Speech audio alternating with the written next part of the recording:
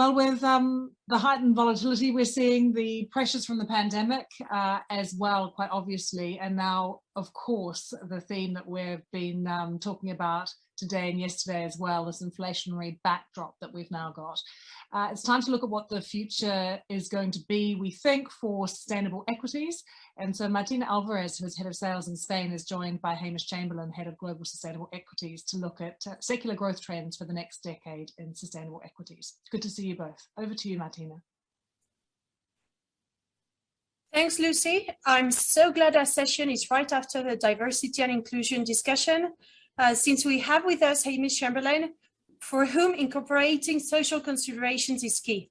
Hamish is our Head of Sustainable Equities team, a diverse team with presence both in the US and in Europe. During his free time, Hamish likes contributing to the fourth SDG, which is the one on life below the water. He likes sea swimming, and he's got a special ability, he says, of avoiding jellyfish. Hi, Hamish. Hi, Martina. Let me go straight into the conversation and address the elephant in the room. Some of the journalists which are joining us today may have written articles with titles such as Sustainable Investing Sets Records in 2021. Is there an ESG bubble? The climate bet is a crowded trade.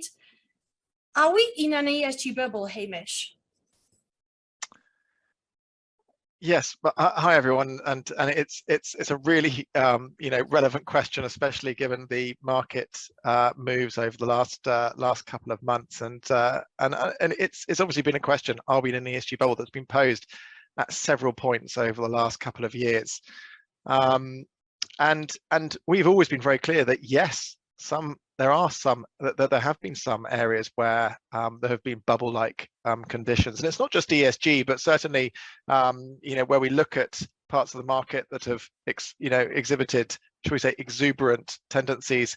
ESG story stocks has definitely been a category, alongside things such as meme stocks and SPACs, and the unprecedented easy monetary conditions of recent years has played an enormous part in driving sort of speculative flows into markets, and ESG has been one of those areas.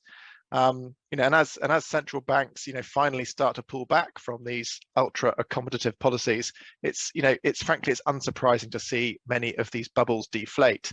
And in the short term, when they do deflate these bubbles, they tend to take a lot of the other parts of the market with them. And that's exactly what we've been seeing over the last few months, especially when we go through periods where there's an absence of bottom-up company news flow and a predominance of macroeconomic news flow.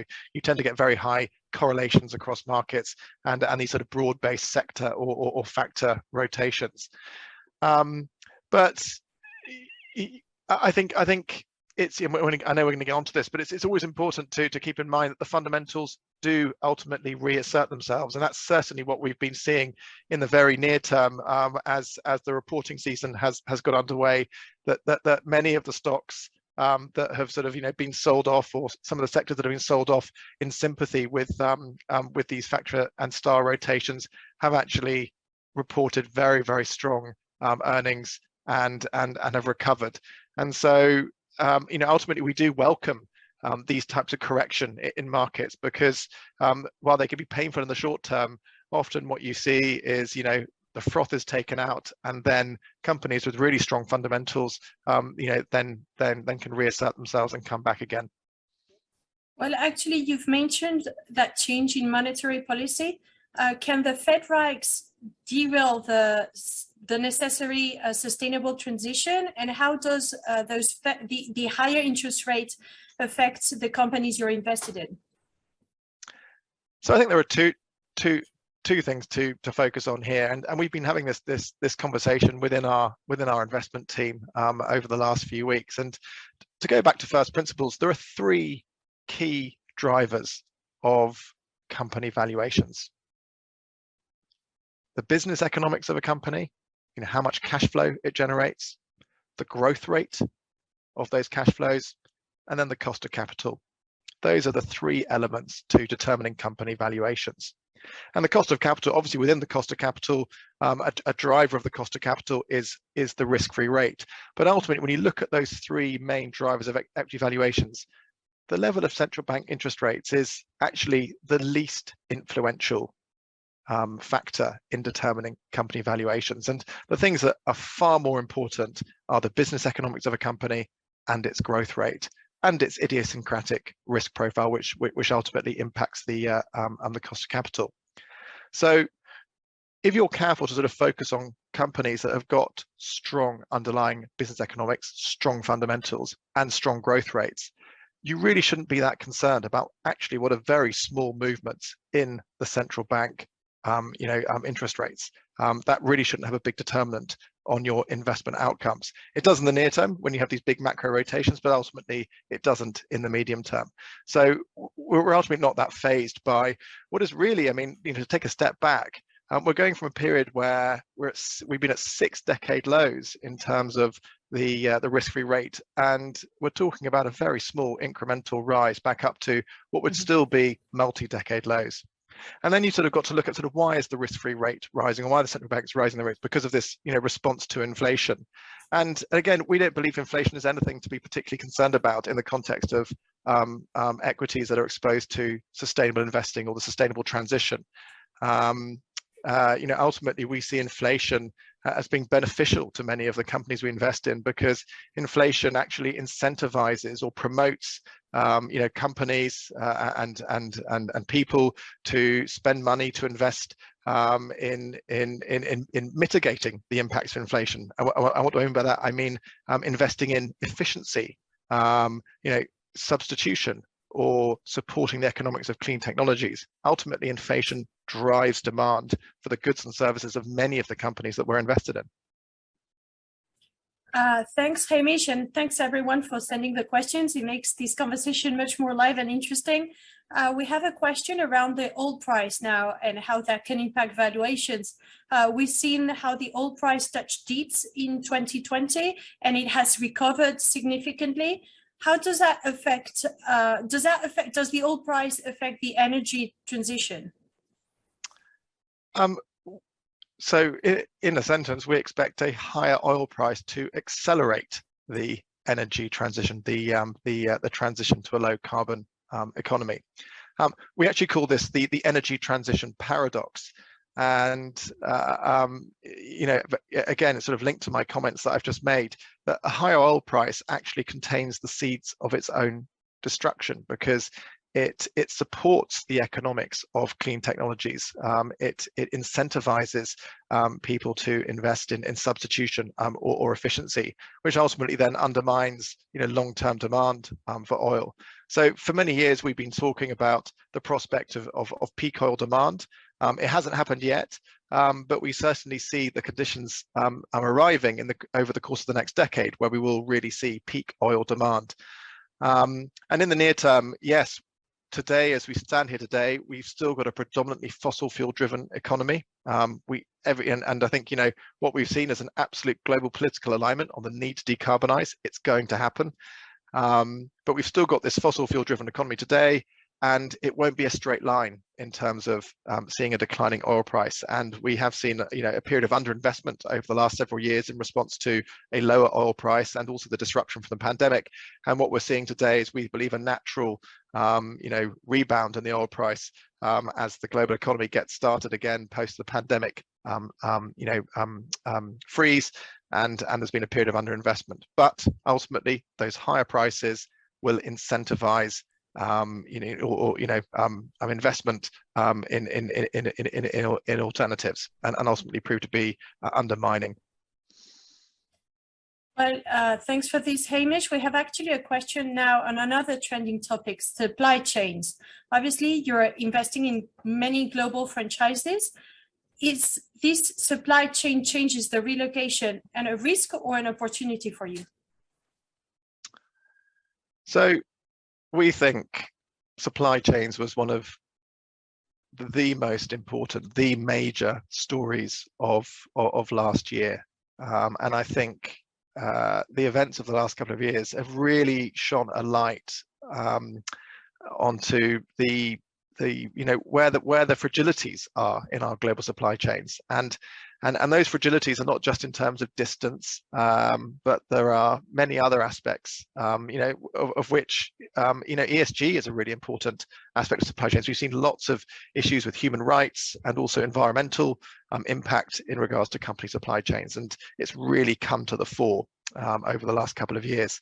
So we expect that to be a really big driver of investment trends and investment returns over the coming years. It's not going to happen straight away. It takes time for companies to recalibrate their supply chains, but ultimately we do see this as an inevitable an inevitable trend, and sort of shall we say a reshoring of supply chains in industries where it makes sense to do that, where you're dealing with the movement of very large bulky products or materials, and at the top of that list would be batteries in our mind. So it makes absolutely no economic sense to be shipping electric cars and heavy batteries from one side of the world to the other.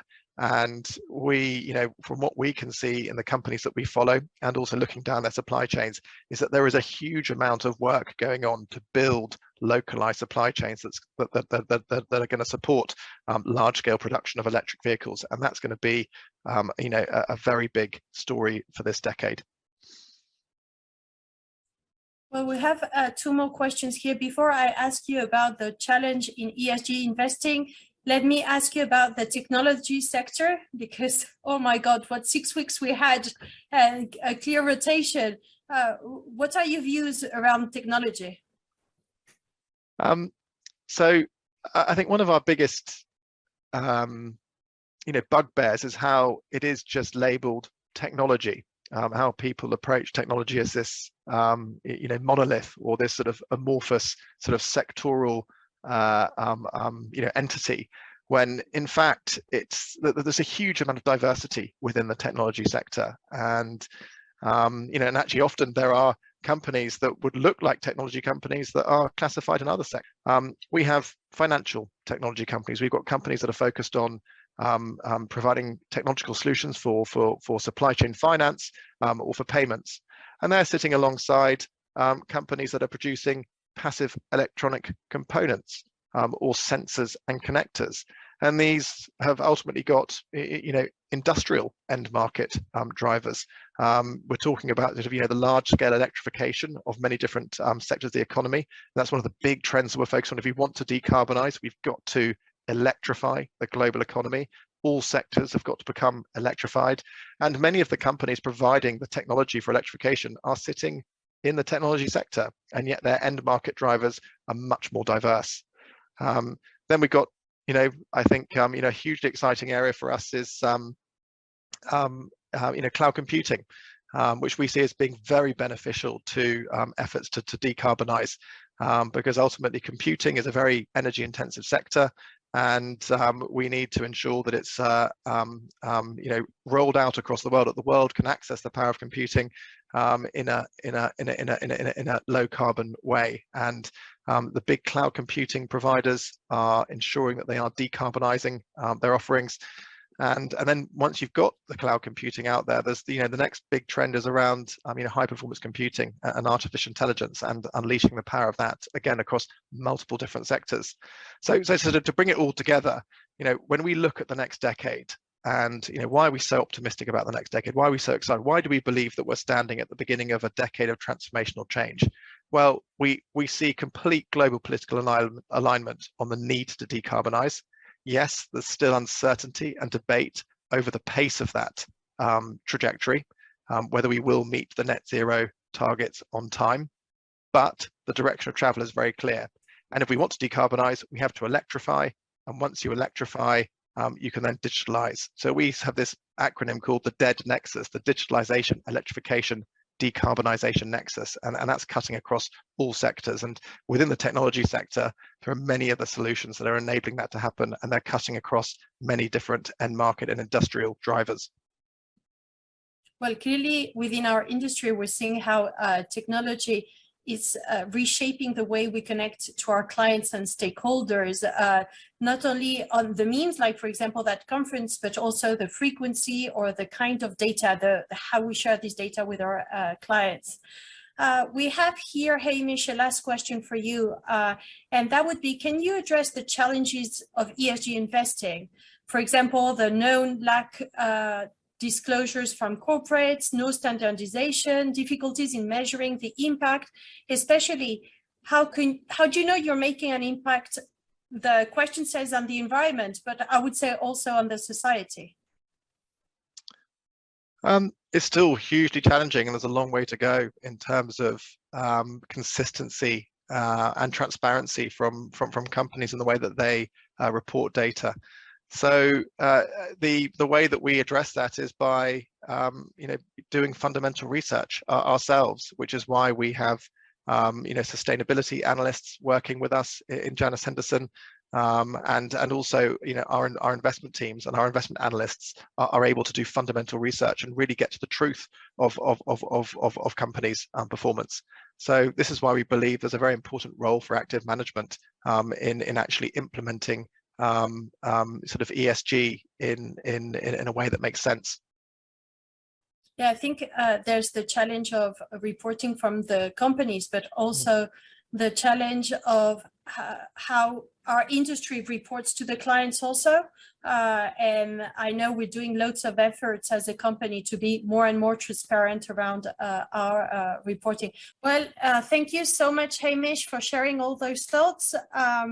And I'm sure it's good to see you excited by all those opportunities. I'm personally convinced that we'll continue to read a lot around ESG and sustainable investment, not this year, but for the next decade. It will continue to be a trending topic. So here, back to you, Lucy, and stay connected. Thanks so much, Martina. Yeah, it was really great to hear your optimism and excitement there, Hamish, around growth and opportunity, decarbonisation as well. But the dead nexus, that's one I've written down, one I'm going to remember. Thanks so much.